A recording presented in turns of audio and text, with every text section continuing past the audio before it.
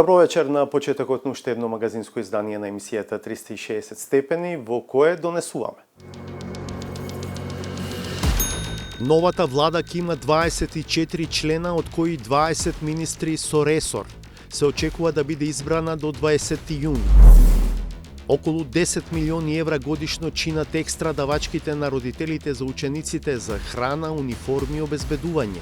Но нема транспарентни процедури, нема јасни правила во ниту едно училиште, не ни беше испратена, да кажам, процедура која јасно укажува на начинот на кој што се спроведуваат постапките со парите собрани од родителите на учениците.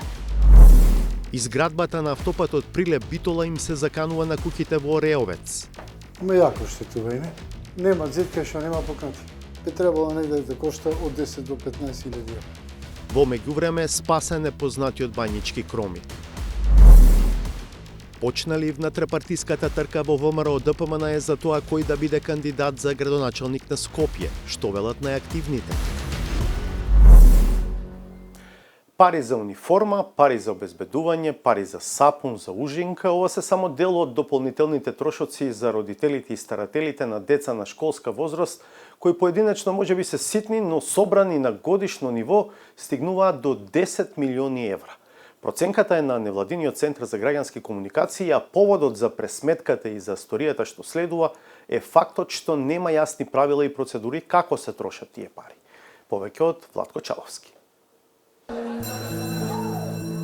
Во Македонија има 948 основни и 118 средни јавни училишта за редовна настава, а во нив оваа учебна година ја почнале 246.059 ученици. Со оглед на тоа што станува збор за јавни училишта, речиси сите фиксни трошоци ги плаќа државата. Но постојат и вариабилни трошоци за различни намени: обезбедување, униформи, екскурзии и така натаму. Тие пари ги плаќаат родителите од свој џеб. Да, има дополнителни трошоци, родителите дополнително собираат пари за средства како што се сапуни, тоалетна хартија, дури има и ситуации кога се собираат пари за џогери. Хранарина 2000 денари, сликање зависи дали е новогодишње, дали е регуларно, така да е тоа различита цена. А дали кога ги бираат фирмите се консултираат со вас како родители? Не. Дали знаете како училиштето ги бира фирмите за униформи, обезбедување, храна за учениците? Не знам. Немам појма. Претпоставувам по некој пат на предлог од некои родители па се бира според тоа нешто. Преку совет на родители, меѓутоа не ја знам постапката. На секој состанок кога имаат ни праќаат записници. Во согласно со советот на родители, колку што ја знам. Вајда тендери прават и тоа претпоставам дека никој надлежен проверува дали е се во ред, така.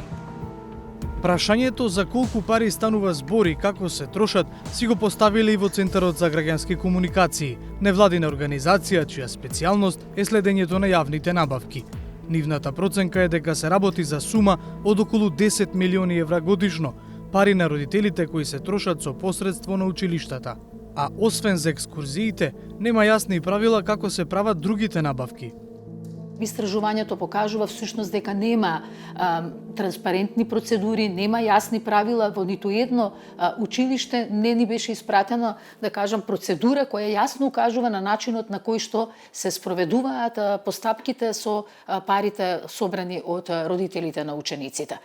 Генерално можеме да кажеме дека сите училишта се оградуваа од процесот велејќи дека тоа не се пари кои се добиени од буџетот и дека за тие пари не треба да се спроведуваат постапките согласно Законот за јавни набавки, што секако на нас ни беше многу јасно и од почетокот на истражувањето. Ваквите наоди во истражувањето на Центарот за граѓански комуникации се темелат на детална анализа на податоците од примерок од 96 училишта од 8 општини во земјава. Истражувачите му се обратиле поединечно и на секое училиште кое било предмет на анализа со прашања како по која процедура ги спроведуваат набавките со парите од родителите. Речиси половина од училиштата, односно 40 од нив, не одговориле или споделиле нецелосни информации. Иако ние се повикавме на Законот за слободен пристап до информации, тие беа обврзани да ги дадат тие информации. Значи, надвор од законската обврска, не почитувајќи што, за жал, веќе е некој црвен аларм, значи, тие веќе нешто кријат, што не се подготвени на побараните информации да одговорат. Па еден од главните заклучоци на истражувањето е: Во отсуство на процедури, оправдано можеме да се сомневаме дека во суштина некој друг на некакви пристрасни начини одлучува од кои фирми ќе се бараат понуди за набавка на униформи, за набавка на храна во училиштата и слично, и на тој начин всушност се овозможува и се шири корупцијата во однос на начинот на кој што се трошат овие пари. Во моментов корисникот е недостапен. Решивме и самите да спроведеме мини истражување, со оглед на тоа што многу од училиштата имаат сиромашни веб страници и речиси никакви огласи во однос на набавките, побаравме директори по случаен избор на неколку училишта опфатени во истражувањето. Давтеропостоечки број. Тоа не е во... Корисникот кој го баравте, во моментот кој ме исклучено... Се јавивме во 10 училишта, но освен нефункционалните веб страни, многу од нив немаат ниту функционални телефонски броеви, токму оние оставени на веб страните од училиштата. На интервју се нафати директорот само на едно, Митко Димовски од средното училиште Орце Николов. Не пречека составот дека е свесен за, како што ги нарече, шпекулациите за директорите и наставниот кадар во врска со трошењето на парите. Затоа, вели тој, посакува и апелира Министерството за образование и наука да усвои процедури. А до тогаш, со колегите се обидуваат да ги пренасочат сите одлуки за набавките од джебот на родителите кај самите родители и децата. Ние одлучивме родителите секој според сопствениот буџет да може да купи по една, две, три мајчки, зависи, и по еден, два или три блузони за нивните деца кои што на почеток на учебната година требаше да бидат униформирани во училиште. Околу изборот на бои, значи, направивме да биде во логото на училиштето, значи да бидат или жолти, или виолетови, или бели. Ние не одлучивме каде тие да одат да ги купуваат, има избор од каде тие сакаат од таму да ги купат. Значи, во тој дел, во финансискиот дел, да не им се мешаме на родителите. Во ова училиште, на сличен начин, постапуваат и кога е во прашање фотографирањето на учениците. Значи, тоа некаде околу декември, јануар месец, февруари, училишната заедница повторно си има состанок, значи, си собираат понуди и одбираат онаа понуда која што најмногу нив им одговара. Па како се собираат понудите? Понудите си ги, самите ученици си ги бараат. За матурските прослави пак одлучува училишната заедница составена од представник од секој клас. Сами ги прибираат понудите кои потоа ги презентираат пред директорот и наставничкиот совет. Така е во Скопската гимназија Орце Николов. Сепак, клучните прашања требаше да ги одговори министерот Јетон Шакири. Зошто? Затоа што од Министерството за образование и наука се очекува да стави ред во оваа област. Наместо интервју, добивме писмен одговор во кој се вели дека не е работа на Министерството да пропишува како ќе се трошат парите на родителите. Основното и средното образование во Северна Македонија е задолжително и бесплатно. Училиштата добиваат средства од МОН преку блок дотациите кои им се префрлаат на општините од државниот буџет. Родителите немаат никаква обврска да вложуваат средства во училиштата за набавка на опрема, хартија, хигиенски препарати, набавка на униформи, поставување на физичко обезбедување и слично. Например, униформите и училишното обезбедување не се задолжителна законска обврска, но доколку родителите старателите одлучат дека се потребни, тогаш собираат средства и преку советот на родители одбираат провајдер за конкретната услуга, а уплатата се врши директно на сметка на провајдерот. Бидејќи парите од родителите не се слеваат на сметка на училиштето, а и тие потреби не се дефинирани како задолжителни со законите за основно и за средно образование, Министерството за образование и наука не гледа правна основа за носење на подзаконски акти. Но така не пишува во Националната стратегија за спречување на корупцијата усвоена од Собранието на Република Северна Македонија на седницата одржана на 18 април 2021 година. Напротив, се вели дека се потребни прецизни критериуми за регулирање на набавките. Потребно е воспоставување на прецизни критериуми за набавката и користењето на образовните помагала во училиштата, регулирање на набавките кои се реализираат надвор од Законот за јавни набавки, како и на условите и постапката за давање под закуп на недвижен имот на образовните институции. Пример за влијанието на носењето дополнителна регулатива се подзаконските акти за ученичките екскурзии и настава во природа, активности кои се предвидени во наставните програми. Практично, училиштата сега се обврзани да спроведат јавна набавка, согласно правилата кои ги утврдува Министерството за образование. За да се дојде до тоа решение, беа потребни години притисок и незнаен број поплаки поради непријатни случаи на екскурзии. Зошто да не се спречи такво нешто и со другите активности, макар и не биле дел од задолжителните, наместо да отвораат сомнежи и да се лечат последици? Едниот од тројцата министри без ресор ќе биде иден вице-премиер за политички систем. Се очекува оваа позиција додека и Социјалистичката партија и незиниот лидер Љупчо Димовски. Вториот министер без ресор се планира за некој од партиите на ромите кои се во коалиција со ВМРО-ДПМН. Почна ли внатрепартиската трка во ВМРО-ДПМН за тоа кој да биде кандидат за градоначалник на Скопје? Што велат најактивните? Мислам дека би бил добар градоначалник на градот Скопје, подеднакво како што сум добар градоначалник на општина Кисела Вода. Сметам дека претседателот Христијан Мицкоски ќе донесе најдоброто решение за градот Скопје, меѓутоа, нормално спремен сум за сите предизвици.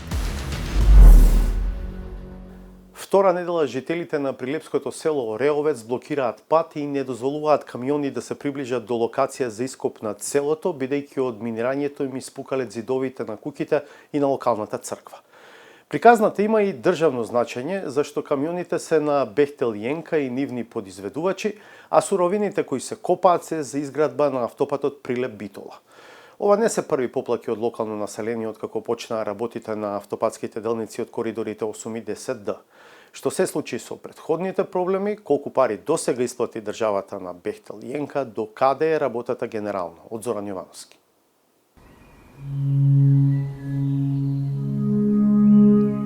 На десетина километри североисточно од Прилеп се наоѓа селото Ореовец. Живописно е благ збор за да се опише она со што природата го дарувала местото. Има 23 постојани жители, но многу прилепчани тука градат куќи и се доселуваат во последниве 15 години, па практично бројот е многу поголем. Велат она што е водно за Скопје е Ореовец за Прилеп. Има 217 куќи, во тенденција е нарастање селото. Пред една година општината направи детален урбанистички план и се донесе, се усвои деталниот урбанистички план, каде има предвидено градинки, училишта, спортски терени, амбуланта, пожарна служба, паркови, зеленило и во тој детален урбанистички план има предвидено негде простор за околу 200-300 куќи семејства што може да се населат.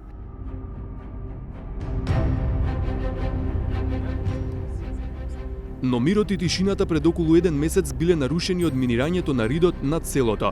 Машинеријата на Бехтел Јенка почнала да ископува суровини за изградба на автопатот од коридорот 10Д, што треба да ги поврзува Прилеп и Битола. Ова е причината за жителите да постават блокада на исклучувањето од регионалниот пат за селата Ореовец и Крстец. Тие веќе 2 недели не дозволуваат пристап до ископот. Почнаа горе да рушат во планината, почнаа со минирања, почнаа со пикамери да чукаат многу силно, така што не вознемирија во цело село. Почнаа експлозии, од кои се наруши мирот, се испукаја куќите, црквата селска исто беше испукана и ги почнавме блокадите први горе кај кампот, но тие не престануваа со работа, па се преселивме, го блокиравме патот да нема пристап до нивниот рудник. Куќата на Маријан Пурдановски е меѓу оние што претрпеле оштетување од минирањето. Во Ореовец се доселил со семејството пред 10 години. Раскажува дека сирени им предходеле на детонациите што се почувствувале како земјотрес. Подоцна увидел дека распукале зидовите од куќата најмногу на вториот кат. Барем овде кај мене во овие простори, во мојов објект се стушна многу јако. Се осети олма пукнатини, има и на долниот спрат, али сето претежно се случи овде горе. Ги има пукнатините овде, али не само овде, ги има во сите соби и прилично ги има многу. Оштетувањето е очевидно, се гледа со голо око сегде. Има јако оштетување. нема зид кај што нема пукнати. Би требало негде да кошта од 10 до 15.000 евра. Санација на сите зидови. Еве ги.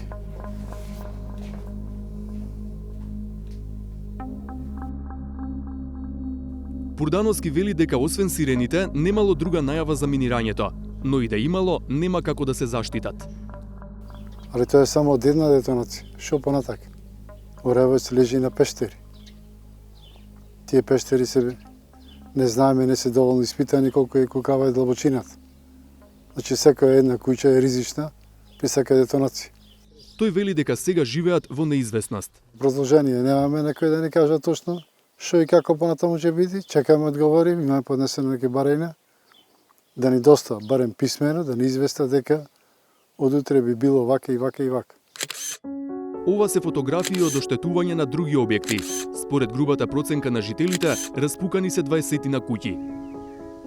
Од црковниот одбор велат дека е оштетена и селската црква Свети Димитрија, што датира од 19 век. После детонациите на експлозиите, старите пукнатини кои што беа се зголемени плюс проширени се. Има и нови пукнати. Значи може да видите таму слободно горе дека се доста зголемени тие пукнатини. Доколку би се имало уште неколку такви експлозии, штетите би биле многу поголеми. Беше побарано трпение да се... Жарко Стевановски е адвокат од Прилеп кој гради куќа во Ореовец и планира тука да се пресели со семејството. Наидовме на фрапантни податоци дека врз основа на постоечкиот закон за утврдување на јавен интерес, со кој што на стратешкиот партнер Бехтел и Енка им се овозможува буквално врз основа на поднесено барање да отпочне веднаш со експлоатација без да докаже исполнетост на основните услови кои треба да ги исполнува било кој држи концесија во оваа држава. До Основниот суд во Прилеп поднеле предлог за обезбедување докази врз основа на Законот за парничната постапка. Судот сам или заедно со вешти лица со увид на лице место треба да ја утврди фактичката состојба. Паралелно со тоа, пред Уставниот суд поднесовме иницијатива за оспорување на уставноста на тој фамозен член 10 став 4, кој на стратешкиот партнер на државава им овозможува само врз основа на поднесено барање веднаш да отпочне со експлоатација. Тие го имаат законот за утврдување на јавен интерес, ние како жители на овие населени места го имаме уставот, а како што сите знаеме, уставот е највисокиот правен акт во државата и сите други треба да бидат подчинети на него. Во членот 10 став 4 од Законот за утврдување на јавен интерес стои: Додека се користат експроприраните јами и каменоломи за целите на проектот, инвеститорот и стратешкиот партнер ќе ги почитуваат сите применливи регулативи за минерални суровини, со исклучок на тоа дека на стратешкиот партнер ќе му биде дозволено да започне со истражување и експлоатација на минерални суровини за целите на проектот, штом барањето за доделување на концесија за истражување и експлоатација е поднесено од страна на инвеститорот. Ова не е единственото место во земјава на кое жители протестираат против активностите за изградба на автопатите од коридорите 8 и 10D. Предходно се протестираше и кај местноста Црн Камен во близина на Прилеп, како и во селото Долна Баница кај Гостивар. Во јануари годинава почна ископ на локацијата Црн Камен, на 10 километри јужно од Прилеп, за да се обезбеди тампон за делницата Прилеп-Битола. Но местото е познато на оѓалиште на минерали и е значајно природно наследство. Тука е пронајден и минерал со единствени карактеристики кој бил наречен според името на земјава – македонит. Активисти од Комитетот за заштита на природното и културното наследство успеа да спречат да се копа на делот кој е истражен и потврден како на оѓалиште, но продолжи ископот во делот кој досега не е истражен. Успеавме да ги натераме да го напуштат локалитетот и да не го раскопуваат повеќе. Но од друга страна, дали воопшто би можел да кажам дека успеавме да го заштитиме, не би можел да кажам така, затоа што некаде околу 300 камиони со минерали и со кристали од локалитетот Каракамен се изнесени. Во Гостиварско пак, населаните од Долна Бањица требаше да им се одземе земјоделско земјиште на кое се одгледува познатиот бањички кромит и на него да се изгради камп за работниците кои ќе го градат новиот автопат. Но по силното противење на локалното население, дел од плодното земјиште сепак ќе им остане, а кампот ќе се гради на територија на општина Врапчиште. Со експроприација ќе биде одземено само земјиштето каде што треба да минува автопатот, како и земјиште за изградба на асфалтна и бетонска база. Задоволни сме, значи, од наша страна ние, значи не сме комплет задоволни. Убаво ќе беше да ни останат нивите, да биде само патот кај што поминува коридорот, меѓутоа и вака осеќаме победа дека малку спасивме од земјиштето, така што ќе имаме што да работиме, иначе немаше каде. Што ќе се случи со барањата на жителите од Ореовец? Прашавме и кај јавното претпријатие за државни патишта како инвеститор и до Бехтел и ЕНК како изведувачи. Од ЈПДП ни одговорија дека соработуваат со сите надлежни органи и дека веќе споделиле документација со Прилепската полиција и со општина Прилеп, дека нема законски пречки за работа близу Ореовец. Но наспроти жителите тврдат и дека последиците од минирањето се минимални. Најблискиот објект од местото на минирање е оддалечен точно 706 метри, во која точка се поставени мерни инструменти кои мерат бучава и вибрации, согласно со кои може да се види дека и вибрациите и бучавата се минимални. Но одговарајќи на нашето следно прашање, дали ваквите протести веќе ја забавиле изградбата на автопатите, од јавното претпријатие за државни патишта оставаат простор за договор. Протестите и незадоволството на граѓаните се составен дел од сите големи стратешки проекти, па така ниту овој проект не е иземен од тоа. Локалните жители покренуваат иницијативи штитејќи ги нивните локални интереси, за кои сметаат дека им се загрозени. Државата пак се грижи за целокупните интереси. Ние и во иднина ќе продолжиме да ги решаваме недоразбирањата на мирен и разумен начин и на заедничко задоволство на засегнатите страни. Од Бехтел и ЕНК добивме неконкретен одговор, кој во најголем дел се однесува на досегашните проекти на конзорциумот на Балканот. За земјава, освен дека им било задоволство да соработуваат со македонската влада, велат и дека во Северна Македонија ќе го завршиме овој проект со главен фокус на вработување и ангажирање на локален персонал и компании, секогаш кога е можно, и со тесна соработка со локалните заедници и образовните институции. А докаде се работите на терен? Ова е последниот извештај на надзорот, кој се однесува на состојбата до крајот на февруари. Според овој своевиден семафор, во тек се геотехнички истражувања на подлогата за делница 1, Тетово-Гостивар, делница 2, Гостивар-Букојчани и делница 4, Прилеп-Битола. Се изведуваат и земјени работи на истите делници. Само на делницата 1, Тетово-Гостивар, е почната и изградба на структури, но не пишува какви. На делницата 3, Требеништа-Ќафасан, не се почнати никакви активности. Бидејќи договорот со Бехтел и ЕНК е таен, не може да се провери дали оваа динамика е утврдената. Од јавното претпријатие за државни патишта велат дека се тече по план, а делниците Тетово-Гостивар и Прилеп-Битола ќе бидат готови до крајот на 2027 година. Во однос на досега исплатените пари пак, списокот на извештајот на надзорот покажува 10 исплати, од кои последната е на 29 декември 2023, што бил последниот работен ден во минатата година. Вкупно, сметката досега е 14,5 милиарди денари, или околу 235 милиони евра.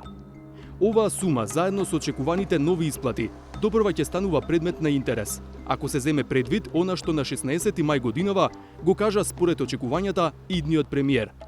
Христијан Мицкоски говореше за две опции. Едната опција е да го раскинеме договорот, да одиме на арбитража, да платиме стотици милиони евра и да немаме автопат. Второто е да го оптимираме договорот, зашто веќе имаме почетни разговори, со што би се забрзал проектот и би се реализирал проектот. Ние сме повеќе за прагматичниот пристап, граѓаните да добијат проект, да добијат автопат, но да биде тој оптимиран, бидејќи ваков каков што е потпишан од оваа влада, за жал е, можам да кажам, во одредена мерка неприменлив поради големите правни проблеми, проблеми со експроприација и технички проблеми. Иако ги прашавме, за ставовите на Мицкоски немаше ниту збор во одговорот од Бехтел и ЕНК.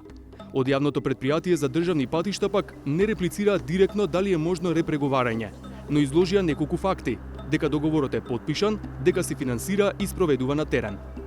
До објаснување на ставот на Мицкоски побаравме од ВМРО ДПМН, но не одговорија.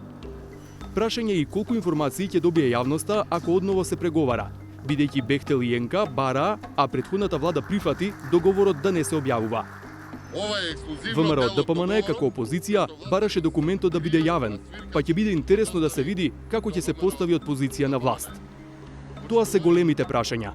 Во Ореовец пак фокусот е на локалните проблеми. дали некој ќе им ја надомести штетата и дали ќе ги спасат куќите и црквата. Продолжуваме. По преземањето на должноста од новата претседателка на државата, конституирањето на новата власт по неодамнешните двојни избори продолжи со верификацијата на мандатите на пратениците и изборот на претседател на собранието, а треба да финишира со избор на нова влада. Тоа се очекува да се случи до 20 јуни. Што е досега познато за структурата и можниот персонален состав на новата влада од Владимир Мирчевски. 24 фотели ќе бидат потребни за седниците на новата влада, чие составување се ближи кон финиш. Главното место ќе биде зидниот премиер. По 20 фотели ќе седнат новите министри кои ќе предводат конкретен ресор. Трите преостанати места се за министрите кои ќе немаат ресор. Така ќе изгледа првата влада на Христијан Мицкоски, со 20 министри со ресор и со тројца без ресор. Во распределбата на министерските позиции, коалицијата на ВМРО ДПМН како победничка на парламентарните избори добива најмногу – 13 ресори. На нејзино конто одат клучните места поврзани со безбедноста и надворешната политика. Министерството за внатрешни работи, за кое според нашите информации во игра се две имиња. Актуелниот технички министер Панче Тошковски и поранешниот партиски генерален секретар Игор Јанушев. Двојна комбинација се спомнува за надворешни работи и за одбрана. Во едното сценарио, Тимчо Муцунски би бил шеф на дипломатијата, а Александар Николовски цивилен шеф на одбраната. Во второто сценарио, двајцата подпредседатели на ВМРО ДПМН ги ротираат позициите. За кадровските решенија во овие три ресори, МВР, МНР и одбрана, важен е и ставот на главните земји партнери во НАТО. За подсетување, Наќе Чулев не стана технички министер за внатрешни работи, зашто не доби амин токму од стратешките партнери на земјата. Третата подпредседателка на ВМРО ДПМН Гордана Димитриевска Кочовска се смета за сигурна за позицијата финансии. Четвртиот подпредседател Владо Мисајловски се спомнува за ресорот транспорт и врски, кој го водеше во една од владите на Никола Груевски. За министерка во новото Министерство за енергетика речиси известна е Сања Божиновска, експертка во областа која во февруари беше кооптирана во извршниот комитет на ВМРО ДПМН. Со дигитална трансформација, исто така нов ресор, се очекува да управува Стефан Андоновски. Проверени партиски кадри ќе ги преземат и Министерствата за образование и за земјоделство. Пензионираната универзитетска професорка Весна Јаневска ќе биде министерка за образование и сегашниот технички заменик министер Цветан Трипуновски ќе оди во земјоделие. Според најавите, актер ќе биде иден министер за култура Зоран Љутков, член на извршниот комитет на ВМРО ДПМН. Слично, спортист ќе менаџира со новиот ресор спорт, поранешниот ракометен голман Борко Ристовски. Се уште нејасно кој ќе биде прв човек во Министерството за локална самоуправа. За потенцијален министер во новото Министерство за односи меѓу заедниците се врти името на Иван Стојковиќ, лидер на Демократската партија на србите во земјава, која е дел од коалицијата Твоја Македонија. Едниот од тројцата министри без ресор ќе биде иден вице-премиер за политички систем. Се очекува оваа позиција додека и Социјалистичката партија и незиниот лидер Љупчо Димовски. Вториот министер без ресор се планира за некој од партиите на ромите кои се во коалиција со ВМРО ДПМН. Влен или вреди како коалиција ќе прокнижи 5 ресори. Тие се животна средина, во чија министерска фотелја се очекува да седне лидерот на демократското движење Изет Меджити, кој би бил и вице-премиер. Потоа здравство, со кој ќе раководи гостиварскиот градоначалник Арбен Таравари. Социјална политика е ресорот за кој како можен министер се спомнува Фатмир Лимани од Беса, поранешен заменик директор на Елем во времето кога прв човек таму беше Христијан Мицкоски. Со новото Министерство за европски прашања, досегашен секретаријат, според партиски извори, можно е да министерува Адмир Ималити, кадарна алтернатива кој едно време беше министер за информатичко општество и администрација. За Министерството за економија и труд се спомнува Бесар Дурмиши, актуелен председавач на Советот на општина Тетово од редовите на Беса. Како можна министерка без ресор, која би ги покривала темите за добро владење и отчетност, во игра е Бујареа Бази од крилото на Таравари, која своевремено беше и заменичка на скопската градоначалничка. Околу чеството на знам на кумановскиот градоначалник Максим Димитриевски во идната влада засега се знае само дека добива 2 ресора. Оној за правда и новиот за администрација. Од завчера со конституирањето на собранието тече уставниот рок од 10 дена во кој претседателката Гордана Силјановска-Давкова треба да го додели мандатот за формирање на новата влада. Потоа, мандатарот има 20 дена за да предложи предлог, состав и програм за работа на владата. Според партиски најави, таа треба да биде избрана и да стапи на должност до 20 јуни. И додека се чека формирањето на новата влада како епилог од парламентарните избори, како да се препознаваат првите потези во функција на локалните избори следната година. Слабиот резултат на партијата што ја предводи градоначалничката на Скопје Данела Арсовска на изборите за пратеници се чини дополнително стимулираше најмалку 20 градоначалници на скопски општини да ги засилат активностите на терен и својата промоција. Латко Чаловски разговараше со првите луѓе на Киселавода и на Газибаба и двајцата кадри на ВМРО ДПМН за тоа дали веќе најавуваат кандидатура за најмоќното градоначалничко столче во земјава. Ова е Facebook профилот на градоначалникот на Киселавода Орце Ѓоргиевски. Ако се разгледаат последните објави, лесно се стекнува впечаток дека е тргнат во мисија во другите скопски општини. Завчера имал средба со градоначалникот на Ѓорче Петров Александар Стојковски, за која Ѓоргиевски пишува дека е уште една од низата средби и разговори за поубави општини и град Скопје. На 16 мај пиел кафе и јадел баклава со градоначалникот на Чаир Висар Ганил, а во објавата Орце Ѓоргиевски вели дека, како и секоја општина на територијата на град Скопје, така и општина Чаир се соочува со проблеми, но и со обструкции од страна на актуелното раководство на градот. 2 дена пред средбата со Ганил, на 14 мај, Ѓоргиевски имал средба со градоначалникот на Бутел Дарко Костовски. Градските проблеми ќе ги решаваме заедно. Скопје заслужува да биде метропола која ќе се носи рамо до рамо со европските и заедно ќе стигнеме до таа цел, пишува во дел од објавата на Facebook.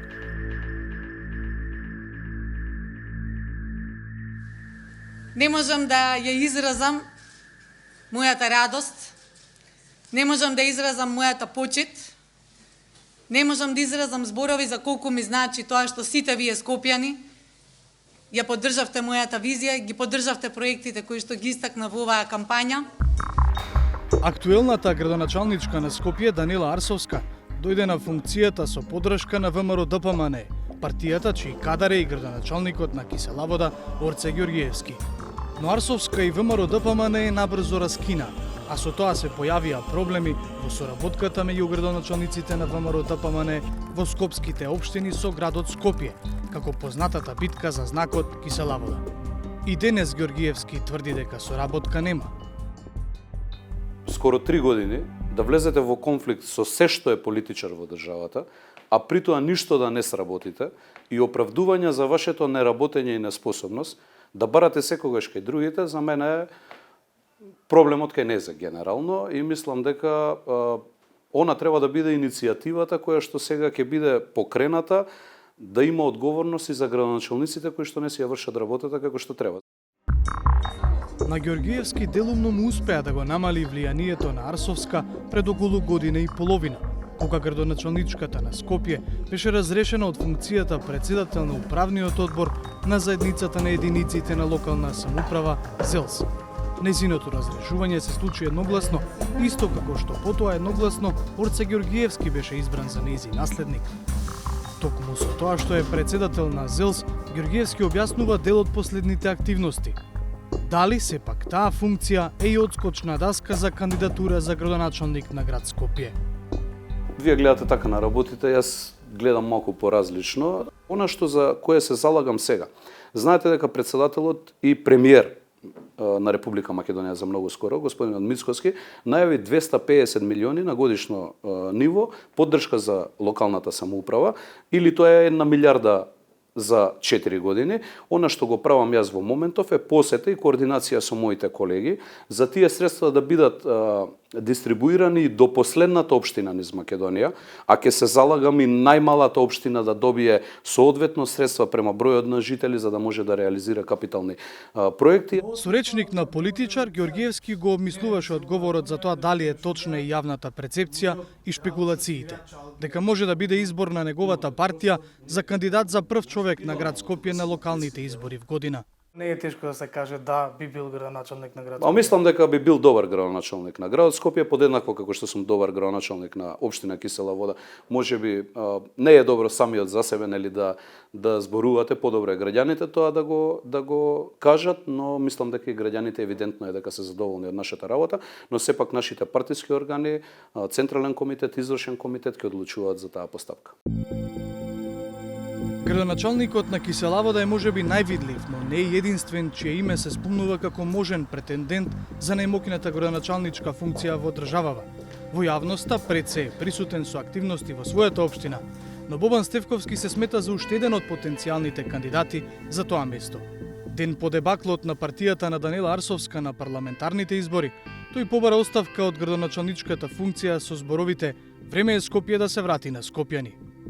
Како општини кои што припаѓаме во градот Скопје, ние партиципираме со одредени финансиски средства во буџетот на градот Скопје, впрочем како што е наплатата на комуналиите, кои што 60% одат во градот Скопје, 40% остануваат во општината, и јас бурно во сите наврати реагирам затоа што дел од тие средства треба да се насочат кон општините од кои што пристигаат тие средства, односно се реализираат проблемите, односно се реализираат проектите и проблемите кои што ги имаат граѓаните. За жал, сведоци сме дека овие 2,5 години немаме некој покрупен проект реализирано во градот од страна на градот Скопје во општина Газибово. Дали ова го мотивира Стефковски да влезе во трка за кандидат за градоначалник на Скопје и дали би му пречело да му биде конкурент на Ѓоргиевски во внатрепартиската битка? Градоначалникот на Газибово вели ќе ја почитува одлуката на највисоките партиски органи. Се уште е рано да се каже дали јас би се кандидирал за градоначалник на град Скопје, сепак за тоа ќе одлучи раководните тела во партијата. И секако сметам дека председателот Христијан Мицкоски ќе донесе најдоброто решение за градот Скопје, меѓутоа нормално спремен сум за сите предизвици.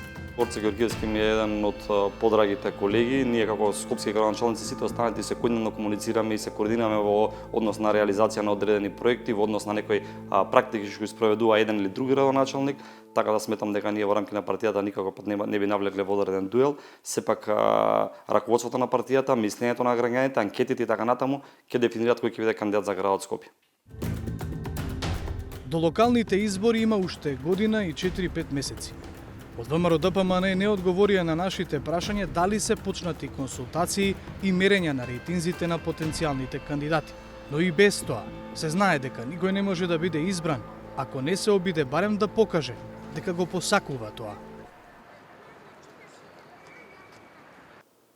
Во продолжение на емисијата го најавувам новото издание на рубриката Саботажа на авторот Сречко Поповски.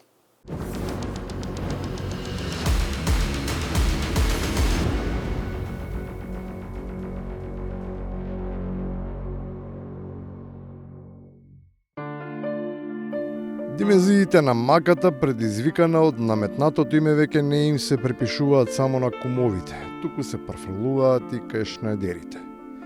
Откако под чергичето се натрупаа собраниските ловорики поради отсуството на одредницата, тоа се подкрена таму каде што ич не требаше, пред портите на Рим, на гробот на Свети Кирил. Лентите се шиени мали, па на нив не собира две големи имиња. Зошто не беше напишано името на државата? Прво, знаете дека тие лентите не се многу големи. Ги дупи, мислам дека. Разговаравме во кабинетот. Јас имав мислење дека може да биде РС Македонија, например, бидејќи инаку немаше простор. Многуте букви од името на кратката лента плюс тие од нејзиното навистина бараат должина. Па веднаш почнаа да се нудат солуции со кои може да се избегне ваквиот проблем. И тоа не мора да биде некоја сложена формула или со загради, туку едноставно, со интернационалниот код. Што сметам дека може во вакви ситуации е покрај знамето на било кој да е, дали е венец, дали е плакета, дали е нешто друго, да стои меѓународната кратенка МКД. Не се знае дали оваа опција би била прифатлива, но вреди да се тестира, иако користењето кратенки се употребува за продукти или за регистарски ознаки. Но во ситуација кога се сведува на перформанс за домашната публика, ваквата акробација би можела да заслужи барем некоја утешна пофалница. тоа е некое под наводници креативно решение. Јас дури си мислев, не знам, тој фондот за иновации да не наградил некое вакво решение. Наградата одамна ја земаат челниците од СДСМ кои се истакнуваа со вакви неуникатни решенија, кои измислуваа кованици само за да избегнат преземената обврска. Ама во напорите да се наликува на нив, изгледа нималку не се заостанува. Во сите соопштенија, во сите изјави, обраќања до јавноста пред некој собир, се зборува за земјата, државата, председателката Гордана Сијановска. Мисијата во Скопје, Македонија, нема никаде. Најинтересни се оние кои што наоѓаат изговори, па велат да, тоа е тоа, ама да не била искористена нефер тактика, не би дошло до тоа што дошло. Не кажуваат дали би го смениле, само дека не било коректно. Спорен е тој договор од аспект на начинот на кој беше донесен, врз база на манипулација со референдумско изјаснување на граѓаните и во моментот кој беше очигледно дека мнозинството граѓани не даваат подршка. И на крајот, најдобро би било да се свртат околу себе од масовната хипноза. Не се случила како резултат на инцидент, туку со знаење. За наша среќа, дојдоа да не водат либерални политичари, левичари и во Република Македонија и во Република Грција, седнаа на заедничка маса и ги надминаа недоразбирањата. И јас сум среќен што сум составен дел на тој тим на Зоран Заев, кој што е прогресивен и перспективен политичар не само во Република Македонија, туку и пошироко. Еднаш еден, друг пат друг. Најлесно име на тие кои што сакаат да бидат тимски играчи. Тие никогаш не одговараат за постапките на прогресивните и перспективните политичари. Само го менуваат тимот. Не само во Македонија, туку и пошироко. Гледавте 360 степени, ви благодарам што бевте со нас. Ви закажувам нова средба в понеделник во 20:15 нова фреквенција на МРТ1. Пријатно!